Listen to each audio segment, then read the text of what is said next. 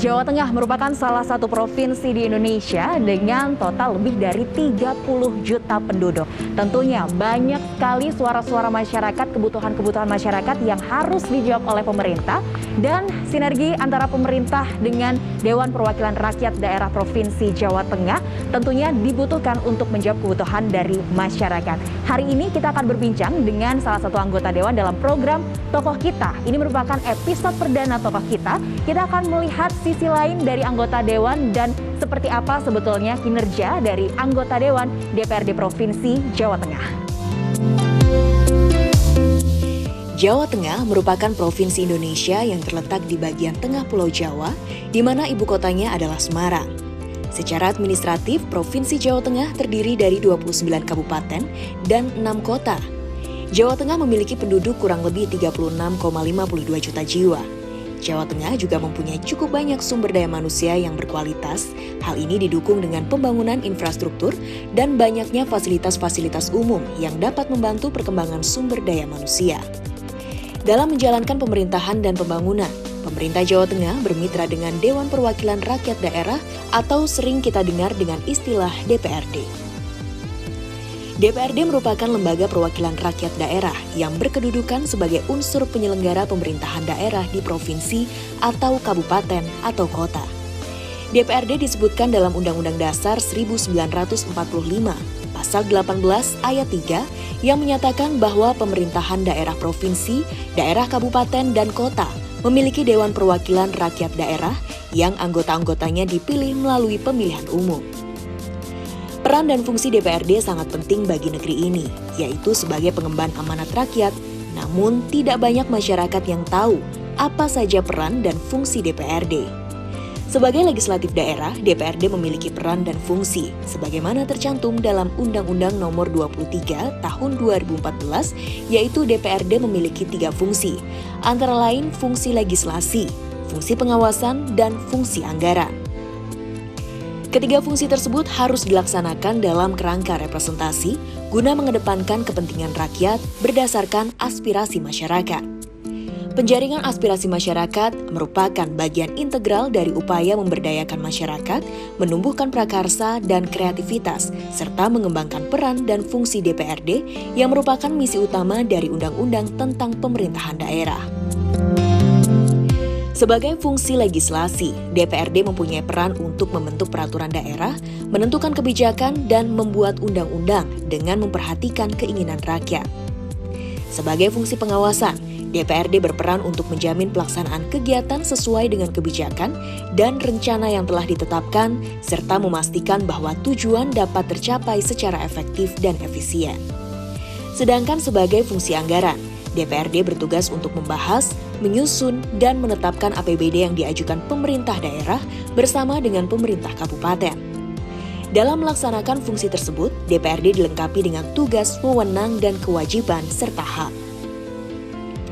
Anggota DPRD yang mempunyai kedudukan atau status di dalam masyarakat diharapkan dapat melaksanakan tugas dan fungsi yang dimiliki agar mampu mewujudkan kesejahteraan masyarakat.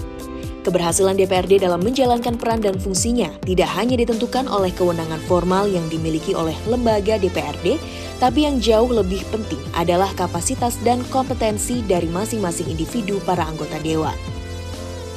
Dalam rangka menjalankan peran dan fungsinya, DPRD juga ditopang oleh keberadaan fraksi yang merupakan struktur yang tidak termasuk dalam bagian kelengkapan DPRD. Fraksi ini nantinya akan menjadi wadah berhimpunnya anggota DPRD dalam rangka mengoptimalkan peran dan fungsinya. Namun demikian, peran dan fungsi DPRD dalam menentukan bentuk dan hasil pemerintahan akan sangat bergantung dengan pola hubungan yang terjalin antara DPRD dengan unsur penyelenggaraan pemerintah di daerah lainnya, yaitu kepala daerah. DPRD bersama kepala daerah menjalin mitra kerja dalam membuat kebijakan daerah untuk melaksanakan otonomi daerah sesuai peran dan fungsinya masing-masing.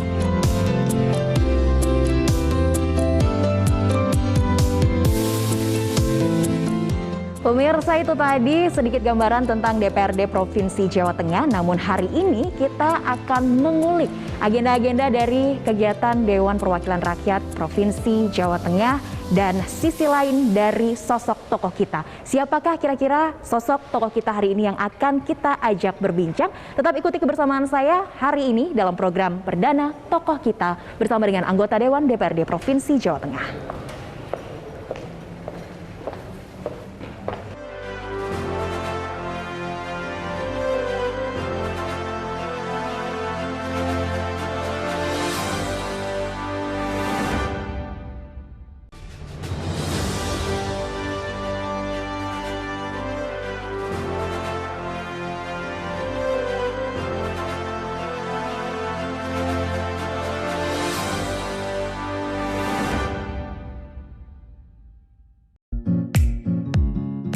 Dewan Perwakilan Rakyat Daerah Provinsi Jawa Tengah atau DPRD Provinsi Jawa Tengah merupakan lembaga yang bertugas menjembatani antara rakyat dengan pemerintah. Berbagai kebijakan digodok oleh para anggota Dewan di DPRD Provinsi Jawa Tengah. Dan saat ini saya sedang berada di ruangan Komisi A DPRD Provinsi Jawa Tengah. Kita akan cari tahu apa saja kegiatan-kegiatan yang dilakukan oleh anggota Komisi A DPRD Provinsi Jawa Tengah yang totalnya adalah 20 orang. Dan bagaimanakah sosok tokoh kita hari ini? Tetap ikuti terus kebersamaan saya dalam Tokoh Kita.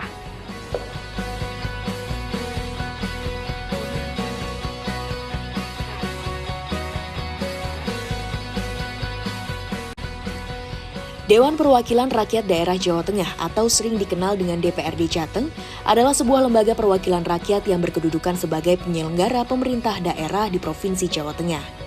DPRD Jawa Tengah beranggotakan 120 orang yang dipilih melalui pemilihan umum setiap 5 tahun sekali. Pimpinan DPRD Jawa Tengah periode 2019 hingga 2024 terdiri dari 1 ketua dan 4 wakil ketua yang berasal dari partai politik peraih suara terbanyak. Sesuai dengan ketentuan perundang-undangan, DPRD Provinsi yang beranggotakan 35 hingga 55 orang dapat membentuk 4 komisi dan DPRD Provinsi yang beranggotakan lebih dari 55 orang dapat membentuk 5 komisi. DPRD Jawa Tengah terdiri dari 5 komisi. Salah satu di antaranya adalah Komisi A bertugas di bidang pemerintahan. Komisi A bertugas dalam bidang pemerintahan mencakup beberapa bidang yang harus diemban, meliputi pemerintahan, keamanan, dan ketertiban. Pemberdayaan masyarakat, desa, kependudukan dan pencatatan sipil, komunikasi dan informatika, hukum atau perundang-undangan, perizinan, pertahanan, kepegawaian daerah, sosial politik, organisasi masyarakat, kearsipan dan perpustakaan, pengelolaan aset daerah dan pendidikan serta pelatihan kepegawaian. Komisi A DPRD Jawa Tengah periode 2019-2024 beranggotakan 20 orang, dengan Muhammad Saleh sebagai ketua, Fuad Hidayat sebagai wakil ketua, dan Hajah Irna Setiawati sebagai sekretaris. Selama menjabat sebagai anggota DPRD Jateng, Komisi A telah melaksanakan berbagai kegiatan, di antaranya Komisi A telah tinjau lalu lintas di pintu tol Pejagan pada akhir tahun 2021. Partai politik memiliki peran untuk memperjuangkan kepentingan rakyat sekaligus menjadi sumber saluran partisipasi politik bagi warganya untuk ikut serta dalam pengambilan keputusan oleh pemerintah. Maka dari itu, hari ini kita akan mengulik profil seorang yang berpengaruh di lingkungan masyarakat, khususnya Jawa Tengah.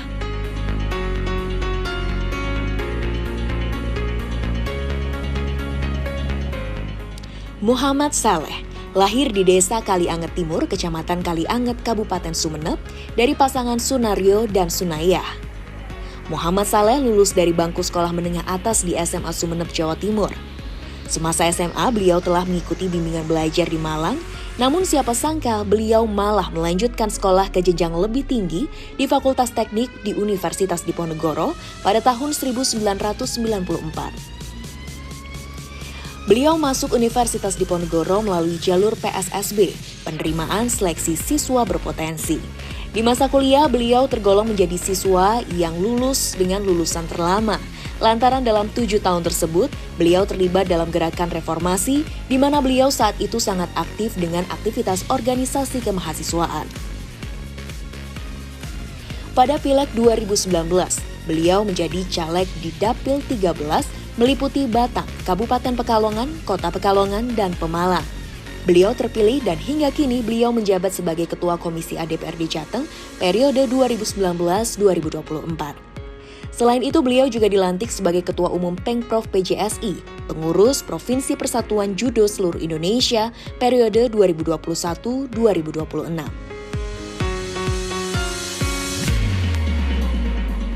Di Komisi A, beliau mendapatkan mandat untuk mengurus urusan pemerintahan desa, politik pengembangan SDM ASN, pembinaan kepegawaian, dan Biro Umum. Terkait desa, saat ini beliau fokus pada pemberdayaan melalui BUMDes, Badan Usaha Milik Desa.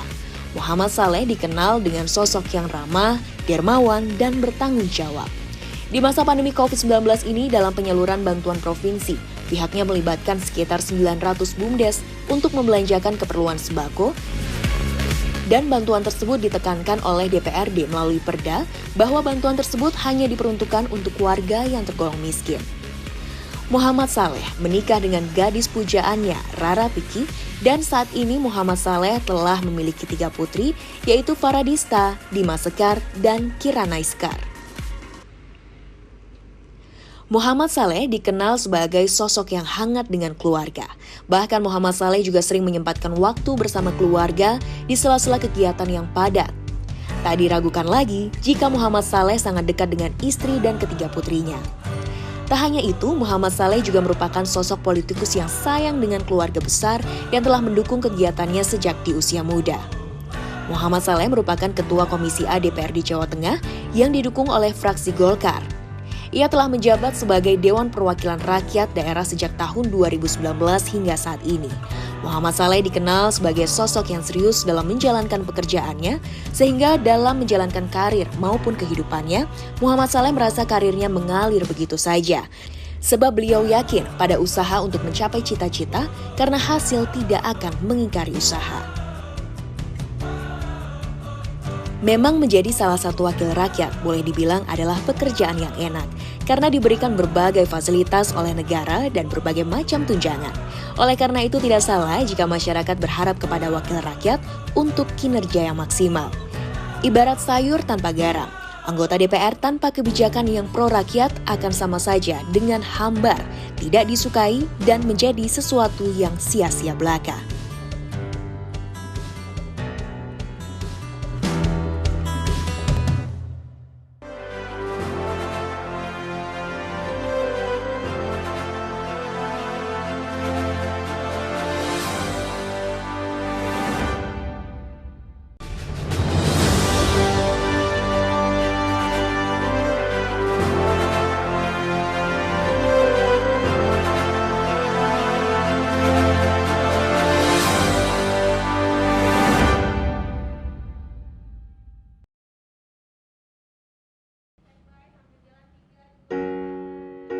Pemirsa, saat ini saya sudah bersama dengan Ketua Komisi A DPRD Provinsi Jawa Tengah, sosok yang hangat juga dengan keluarga, Bapak Muhammad Saleh ST. Ya. Pak Saleh, halo, apa kabar Bapak? Baik, alhamdulillah Mbak. Alhamdulillah, sehat-sehat selalu Pak Saleh.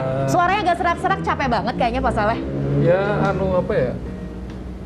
Mungkin kurang minum kali ya.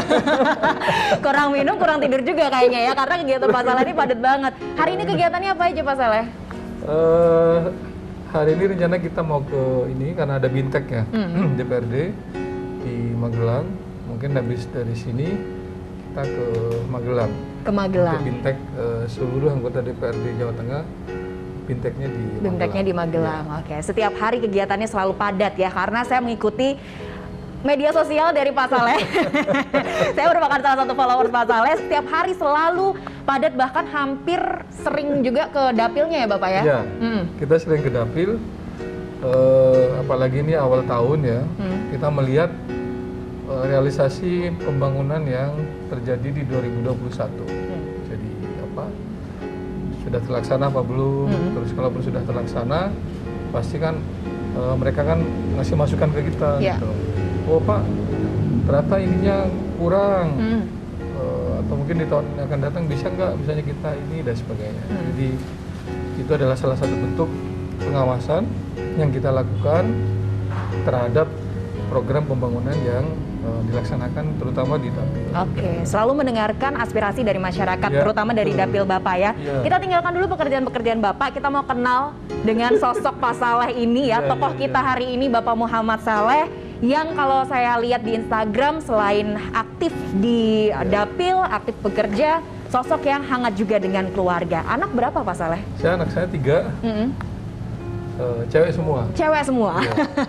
Berarti di rumah paling ganteng ya Pak Saleh? 3 cewek Paling semua. ganteng. Paling heeh. ganteng sendiri saya. Paling ganteng sendiri, istri 1 aja ya Pak ya? Istri 1. Nggak boleh nama 1 aja ya. Gimana antara membagi waktu, Bapak sibuk di pekerjaan tapi juga menyempatkan waktu di rumah? Iya, saya kalau hari libur, kalau misalnya bisa di rumah, kita di rumah. Tapi kalau misalnya harus keluar, saya kadang ngajak istri atau anak juga untuk ke dapil misalnya gitu.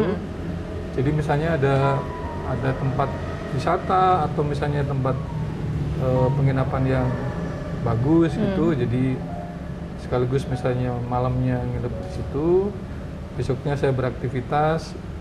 Keluarga saya kan juga bisa jalan-jalan. Nah, ini kan anak-anak juga setiap harinya sibuk sekolah, Bapak juga setiap harinya kerja. Pernah protes nggak sih Bapak dengan kegiatan Bapak sebagai anggota Dewan? Iya, pasti itu pada titik tertentu pasti pernah gitu. Jadi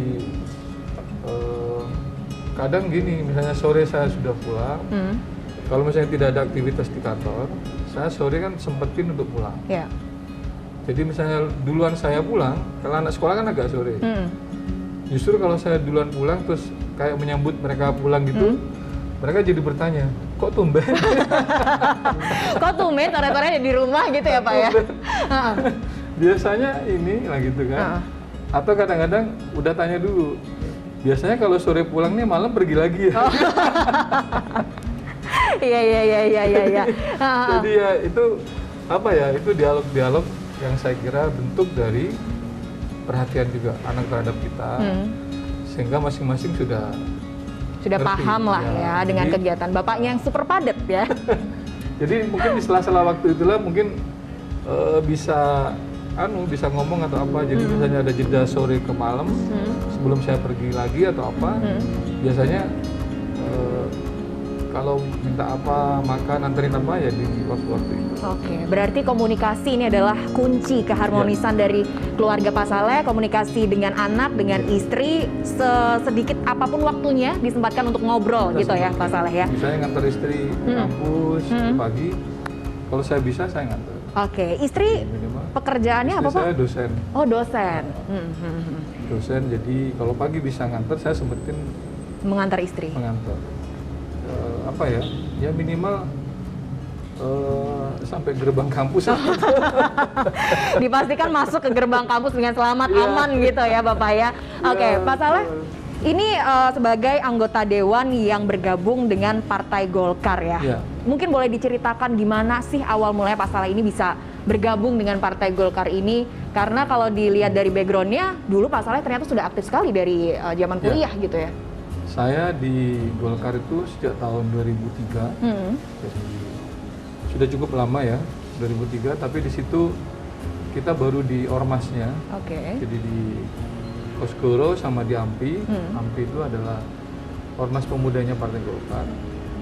Terus 2003, pada tahun 2005 saya menjadi ketua AMPI Jawa Tengah. Jadi ormas pemudanya Golkar. Sampai tahun 2010. Cukup lama berarti. Cukup lama, 5 tahun.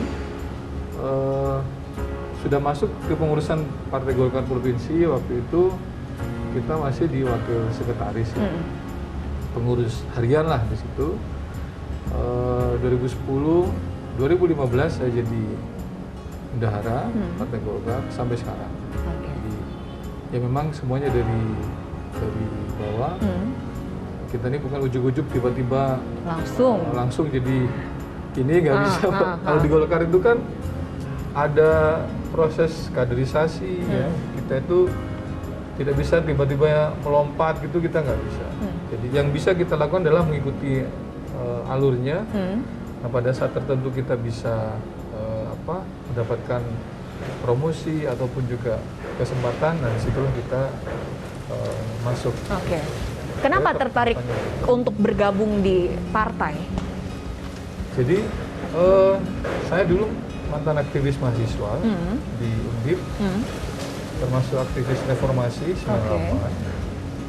Saya melihat bahwa partai ini kan backgroundnya macam-macam. Ada yang nasionalis, ada yang religius, ya. Ibaratnya itu ada yang nasionalis religius dan sebagainya.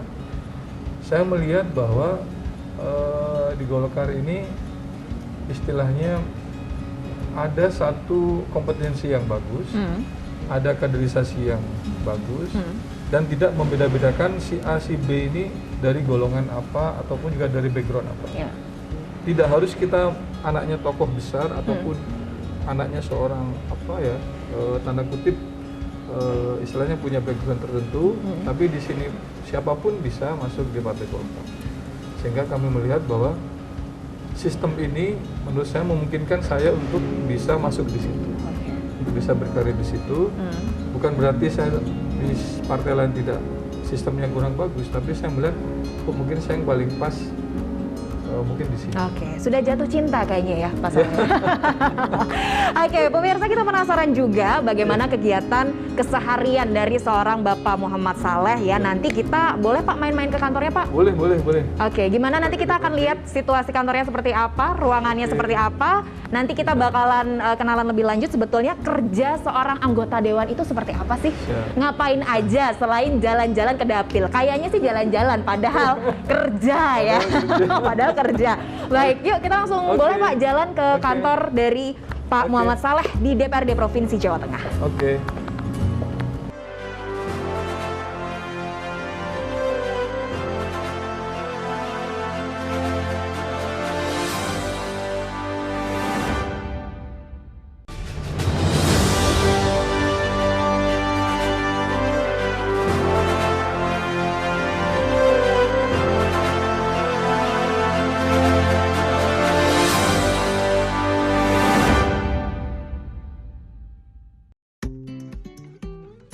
Nah pemirsa, saat ini saya sudah berada di gedung Komisi A DPRD Provinsi Jawa Tengah, tempat kerja dari Bapak Muhammad Saleh. Akhirnya saya nyampe sini juga Pak. Ya. Bapak kesehariannya berkantor di sini ya. Tepatnya ini ada di lantai 3 gedung DPRD Jawa Tengah. Lantai 3, ruangan Komisi A DPRD Jawa Tengah. Oke, keseharian Bapak di sini berkantor. Kalau dari rumah berapa menit Pak? Paling 15-20 menit ya. Cepat berarti ya. Nggak macet kan sekarang kan? Nggak macet, lancar. Lancar. Kalau nggak pagi-pagi nggak macet Pak. Tapi jalanan mulus ya Pak ya sepanjang dari rumah Bapak ke sini ya? Alhamdulillah kan dekat ya, dari Jatingaleh ke sini kan dekat. Oh, tinggal turun aja berarti ya. Tidak mengalami kemacetan. Kalau dulu kan macet sebelum ada flyover itu. Jadi pasar Jati kan titik macetnya orang dari atas kan. Sekarang udah nggak ada macet. Udah aman sekarang ya kalau dari rumah ke kantor. Nah kalau jalanan di dapilnya Pak Saleh gimana nih Pak? Aman semuanya ya? Mulus sekarang? Kalau yang jalan punyanya provinsi, saya kira memang kemarin sejak COVID ini kan kita beberapa pembangunan baru kan memang agak direm ya karena semua COVID, tapi mungkin sebagian hanya pemeliharaan. Oke. Harapan kita mungkin di 2022 ini kalau misalnya COVID ini sudah tidak begitu nanjak lagi, mungkin anggaran-anggaran yang dulu dialokasikan buat COVID itu bisa kita masukkan ke infrastruktur. Oke. Harapan kita seperti itu. Harapannya seperti itu ya. Semoga tidak ada realokasi anggaran lagi gitu ya. Refocusing anggaran ya. Iya baik. Dan kalau berbicara tentang Pak Saleh ini kan selalu aktif di dapilnya dengan program-program kerja Bapak. Mungkin boleh dijelaskan kepada pemirsa program-program kerja dari Pak Saleh ini apa aja sih Bapak? Iya. Kalau di dapil terkait dengan Komisi A ini, selain juga kita bicara masalah infrastruktur. Kita juga ada program dengan Kominfo. Jadi kita ada siaran radio, radio-radio swasta yang ada di dapil. itu kita tergantung temanya. Oke. Misalnya tentang wawasan kebangsaan, atau terkadang misalnya mau masuk bulan puasa atau mau masuk kemarin mau masuk bencana, jadi masuk bulan-bulan yang penuh musim hujan dan sebagainya, kita biasanya sosialisasi soal siaga bencana. Oke. Kalau misalnya kayak Lebaran kemarin, kita bicara soal mudik dan sebagainya. Itu kalau Kominfo lebih kepada upaya-upaya kita juga untuk memberikan edukasi dan informasi kepada masyarakat. Kalau lebih kerennya itu literasi lah. Gitu. Literasi. Ya. Kita juga bareng sama Kesbangpol. Sama Kesbangpol ini sekarang kita lebih kepada kadang diskusi atau dialog dengan Ormas, dengan forum komunikasi antar umat beragama, terus forum deteksi dini yang ada di kabupaten kota, maupun juga dengan anak-anak OSIS ataupun juga Ponpes. Jadi salah satu yang menjadi permasalahan kita sekarang ini adalah kita perlu sosialisasi terhadap anak muda bahwa politik itu penting. Oke. Itu kegiatan-kegiatan yang terkait dengan bidang kami di Komisi A.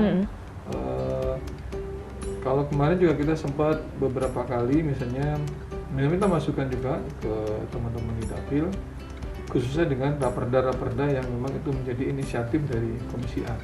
Jadi kemarin misalnya tahun kemarin kita raperdanya soal bantuan hukum untuk orang miskin. Yeah. Jadi kalau dulu perda itu hanya diperuntukkan orang miskin, sekarang juga untuk kaum rentan. Nah, untuk 2022 ini kita juga mengajukan perda terkait dengan penyiaran. Saya kira walaupun penyiaran ini undang-undangnya masih masuk dalam prolegnas dan juga ada undang-undang cipta kerja yang mengatur soal izin penyiaran, kami mencoba untuk penyiaran khususnya terkait dengan masalah lokal, konten lokal dan sebagainya. Saya kira ini perlu untuk diatur melalui sebuah perda. Tapi tentu perda itu jangan sampai malah membunuh lembaga-lembaga penyiaran.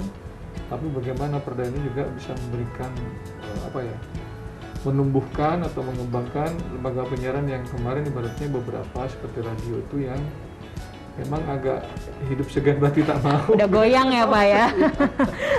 Inilah yang mungkin lagi coba kita gagas untuk tahun 2022. Perda tersebut nantinya akan mengatur penyiaran seperti apa? Memang ada di sini ada kekosongan. Dalam artian begini. Sekarang ini di daerah sudah banyak yang hibrid ya. Misalnya radio, dia siaran radio, tapi juga dia streaming di YouTube dan Facebook. Facebook dan YouTube-nya ini kan dia ikut undang-undang ITE. Iya. Penyiaran radionya dia ikut undang-undang penyiaran. Tapi sekarang kan banyak yang udah hybrid ya, udah combine. Karena kalau dia pakai radio aja itu nggak didengerin, udah ketinggalan ya konvensional ya Pak ya. Itulah kenyataan yang ada di lapangan yang kita hadapi. Apakah perda penyiaran akan masuk ke situ? Tentu kita akan melakukan public hearing dengan masyarakat, dengan para akademisi dan juga kelompok-kelompok lain. Karena di undang-undangnya memang masih seperti itu. Ada dua ini yang berbeda. Oke, baik. Sekarang regulasinya berarti sedang benar-benar digodok ya Pak ya? Untuk perda penyiaran tersebut. Nah, kan Bapak juga sering jalan-jalan ke Dapil, sering mendengarkan suara masyarakat, aspirasi masyarakat. Kebanyakan masyarakat tuh keluhannya apa sih Pak? Selama pandemi ini memang kita menghadapi di awal-awal ya, menghadapi masyarakat yang kemarin tiba-tiba miskin mendadak. Yeah. Nah, yang kita harapkan adalah di tahun 2022 ini, terutama khususnya di Dapil saya, ekonominya ini kita harapkan supaya lebih naik, Mbak. Nah, disinilah butuh kerjasama menurut saya antara kabupaten, provinsi, dan pusat. Karena kita sendiri nggak bisa, Mbak. Betul.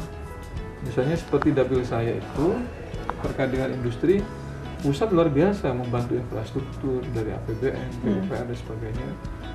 Terkait dengan banjir misalnya, Pekalongan dan kota Pekalongan, itu semua infrastruktur, sekian triliun itu dari APBN.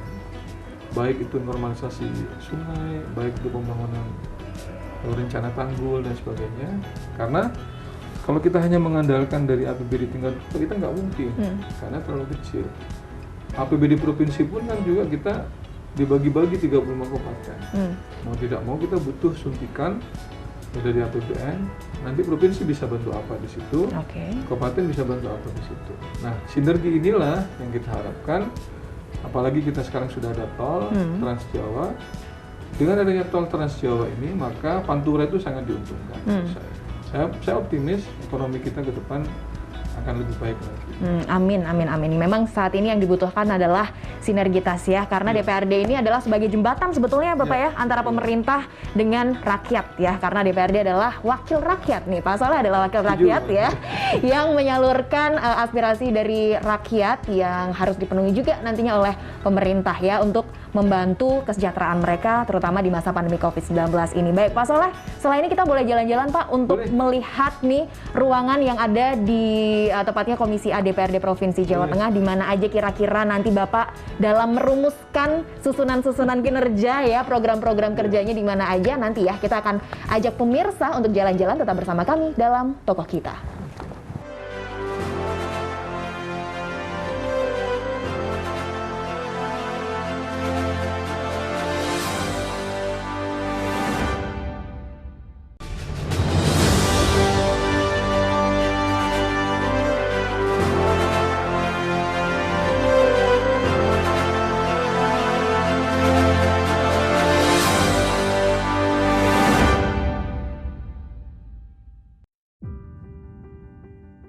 Masih bersama kami dalam Tokoh Kita, bersama dengan tokoh kita hari ini Bapak Muhammad Saleh. Setelah tadi kita ngobrol-ngobrol di dalam ya Bapak ya, di ruangan Bapak di mana Bapak setiap harinya bekerja. Kali ini kita sudah berada di depan ruang sekretariat Komisi A dan di antara ruang rapat Komisi A. Mungkin boleh dijelaskan Bapak di mana saat ini kita berada dan biasanya setiap hari ada apa aja di ruangan ini Pak? Jadi ini adalah ruang Komisi A. Di sini juga ada ruang tunggu. Ruang tunggu ini biasanya kalau mau ke Komisi A, ke Komisi E, dan beberapa komisi lain biasanya itu secara umum menunggunya di sini. Tapi kalau misalnya dia khusus kita ada acara di Komisi A, biasanya di tempat tadi kita diskusi itu bisa nunggu di situ. Nah, kalau misalnya kita mau rapat kerja dengan eksekutif di ruang rapat ini, eksekutif biasanya kumpulnya di sini dulu. Sebagian juga mungkin bisa di dalam. Sambil nanti kita lihat di dalam itu juga ada ruang untuk staf, terus ada ruang untuk kita para anggota Komisi A, dan di dalamnya nanti ada ruang rapat saat kita pembahasan rapat kerja maupun juga pembahasan terkait raperda dan sebagainya itu di dalam. Jadi ruangan alot-alotan ya. Ada di dalam. Nanti kita juga penasaran ruangannya seperti apa. Apakah dingin? Karena biasa kalau pembahasannya panas ya Pak ya. Ya kita dingin biasanya. Dingin. Tapi lebih seringnya Bapak kalau beraktivitas, berkegiatan di mana Pak? Kita ada ruangan di dalam kan, ruang ketua komisi. Kadang kalau kita diskusi santai ya ada ruang tamu juga di dalam sendiri. Terus kalau rapatnya ya di situ, di ruang rapat kita. Tapi kita juga ada, kalau misalnya ini ada ruang fraksi di lantai 5. Itu misalnya fraksi Golkar di situ ada juga untuk fraksi. Memang belum ada yang khusus, misalnya ruangan saya pribadi itu belum ada. Kita baru ada pembangunan gedung di sebelah ini, yang itu nantinya per anggota DPR itu akan punya ruangan sendiri. Tapi itu belum jadi. Maksudnya gedungnya udah jadi tapi interiornya belum.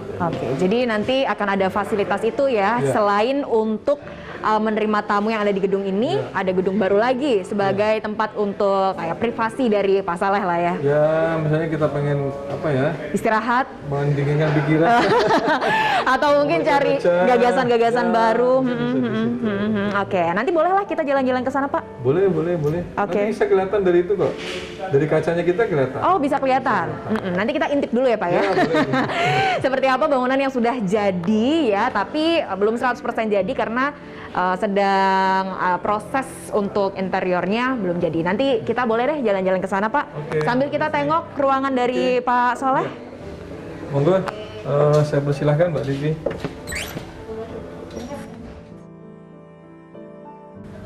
Terus di sini adalah, nah di sini ada ruangan Komisi A di sini.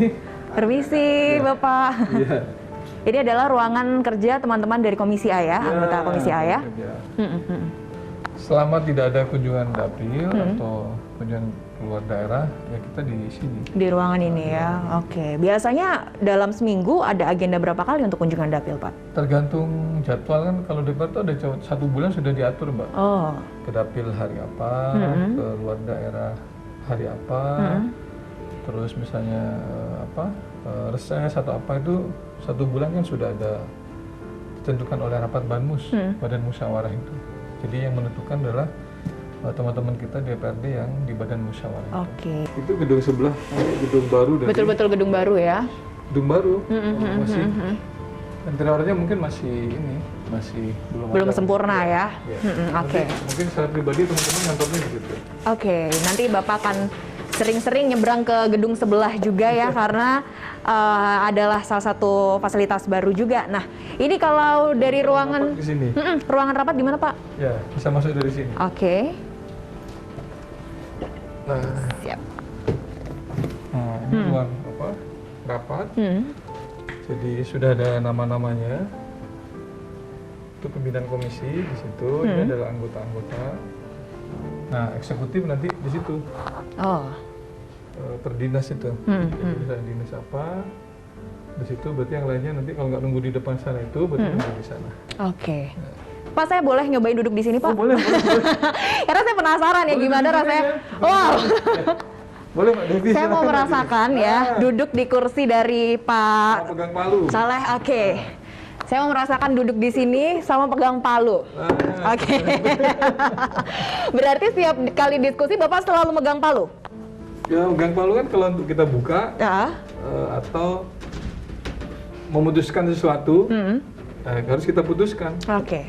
Tandanya dengan ketok palu Makanya gitu. kita ketok palu. Biasanya diskusinya Dewan tuh berapa lama sih, Pak? Karena kalau kita lihat di berita, anggota Dewan diskusi sampai subuh gitu. Nah, kalau di DPRD Provinsi Jawa Tengah gimana nih, Pak? Tergantung dari kompleksitas dari masalahnya itu. Atau mungkin terkadang kan banyak hal yang misalnya harus kita putuskan segera mungkin sehingga kita harus maraton juga bisa. Oke. Dinamis aja kita. Oke, luar biasa ya kesibukan dari Pak Saleh ini, karena berbicara tentang anggota Dewan mungkin ya mudah lah menikmati fasilitas negara, tapi nyatanya tidak seperti itu ya Pak ya? Ya, apa yang dilihat di permukaan kan kadang tidak seperti yang ada di sini. Tapi Pak Saleh selalu membagi indah-indahnya ya, nggak pernah membagi yang sedih-sedihnya, sulit-sulitnya seperti Kita apa. kan pasti kan apa ya? Ya, masalah-masalahnya itu nggak perlu kita inilah, karena oke. masyarakat kita kan sudah banyak masalah. Sekarang saya diminta teman-teman dapil untuk mereview produk sekarang. Oke, Jadi- sempet saya lihat mereview jam tangan ya Pak Saleh ini. Jadi saya Reviewer sekarang- juga ternyata ya. Saya kalau ke dapil, saya beli dulu banyak, ya kan? Nanti kalau saya ada diskusi yang Zoom atau apa, itu saya taruh di Di depan. laptop saya itu. Oh oke, jadi Jadi- orang salfok nih Pak ya. Salah fokus ya. Fokusnya jajan gitu ya. Misalnya saya taruh jajan-jajan itu, Heeh. itu adalah jajan-jajan dari dapil saya. Oh, hasil-hasil produksi Ya, UMKM. Jadi habis itu kan kadang-kadang di foto atau mungkin ada di videonya saya kirimkan mereka itu, dan ternyata mereka seneng loh. Oh ternyata minuman saya itu diminum ini loh di tempatnya Pak Soleh juga, gitu-gitu. Itu jadi bagian daripada Brandingnya mereka juga. promosi mereka. Bapak, kita boleh jalan-jalan? Boleh. Mbak? Jalan-jalan lagi ya. Kita Saya sudah merasakan kursi kursi komisi panas. ya. Kursi panas dari Ketua Komisi DPRD Provinsi Jawa Tengah.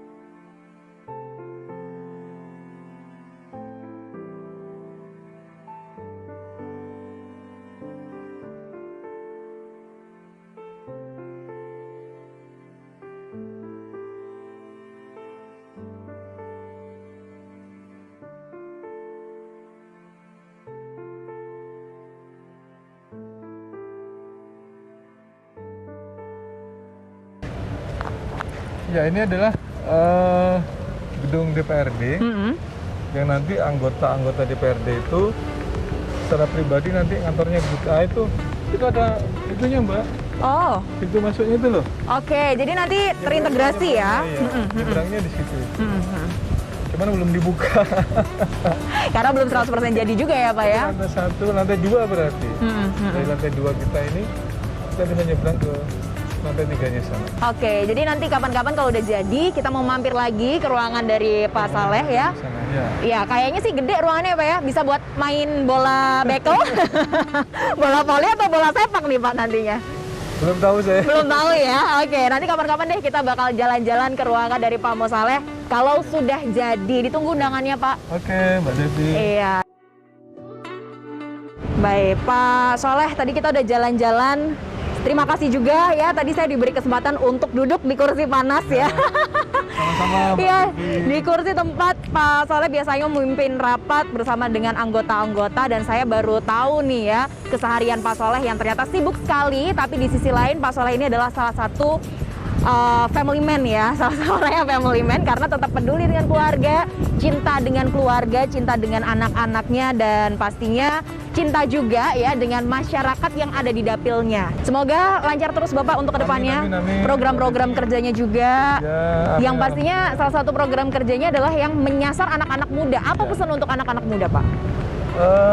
Saya kira untuk anak muda, pertama kami tentu dari DPR menghimbau kepada anak muda untuk kreativitas sesuai dengan zaman sekarang ini, untuk tidak anti politik. Dan kalau kita bicara ekonomi kreatif, kami dari DPRD bersama pemerintah provinsi juga akan mendorong ke arah sana melalui kegiatan-kegiatan kreatif yang ada di daerah yang mungkin bisa kolaborasi dengan pemerintah. Oke. Pokoknya ke depan itu adalah eranya anak muda, sehingga kita perlu support itu.